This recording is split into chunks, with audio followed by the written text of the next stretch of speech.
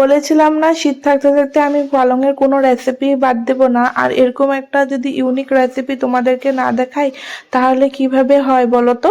আমি তোমাদের একদম ইউনিক নতুন রেসিপি নিয়ে এসেছি। এরকম রেসিপি তোমরা আগে কখনো খাওনি আমার মনে হয়, তাহলে পুরো রেসিপিটা একবার দেখে নাও। যার জন্য আমি পালংটাকে কেটে ভালো করে ধুয়ে নিয়েছিলাম, তারপরে একটু রাফলি চপ করে নিয়েছি, বেশি কুচি করে কাটতে হবে না।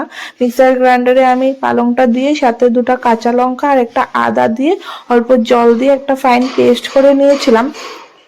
এদিকে একটা বোলের মধ্যে 1 কাপ ময়দা, অল্প কালো জিরে, অল্প জৈন, স্বাদ মতো নুন আর রিফাইন তেল দিয়ে পালংয়ের পিউরিটা দিয়ে একটা সফট ডো মেখে নিয়েছিলাম। ডোটা বেশি সফট করে মাখবে না, আমার একটু জলটা বেশি হয়, একটু সফট হয়ে গেছিলো।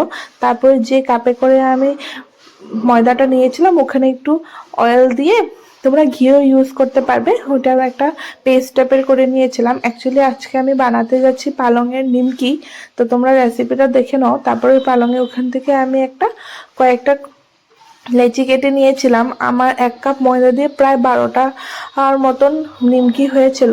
ওখান থেকে লেচিগুলো কেটে ভালো করে গোল গোল করে একদম আমি একটু বেলে নিয়েছিলাম। দেখতেই পাচ্ছ আমার একটু নরম হয়েছিল ডোটা, তার জন্য একটু লেগে যাচ্ছিল। আমি ময়দা একটু দিয়ে তারপরে বেলেছি। তোমরা একটু সফট কম করে একটু হার্ড করে ডোটা মাখবে। তারপরে ওই ময়দার মিশ্রণটা দিয়ে উপর দিয়ে ব্রাশ দিয়ে লাগিয়ে আমি নিমকির মতন করে নিয়েছিলাম। তোমাদের যদি ইচ্ছা হয় তোমরা একটু বড় করো নিমকিগুলো বানাতে পারো, আমি একটু ছোট করে বানিয়েছিলাম। এটা মিনি নিমকি বলতে পারো। বানিয়ে তারপরে একটু বেলে নিয়েছি, প্রায় 12টার মতন হয়েছিল 1 কাপ থেকে।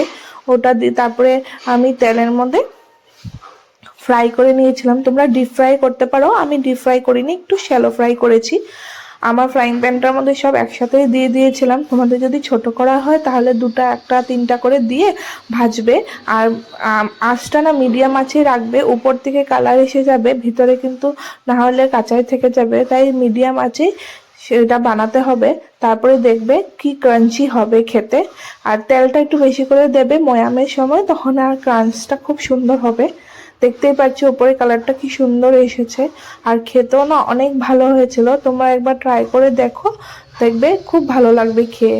খুব ক্রাঞ্চি হয়েছিল গো, খেয়ে বলবে কিরকম হয়েছে। আর আমার রেসিপিগুলো তোমাদের যদি ভালো লাগে তাহলে প্লিজ একটা লাইক এন্ড সাবস্ক্রাইব করে দেবে। Bye bye.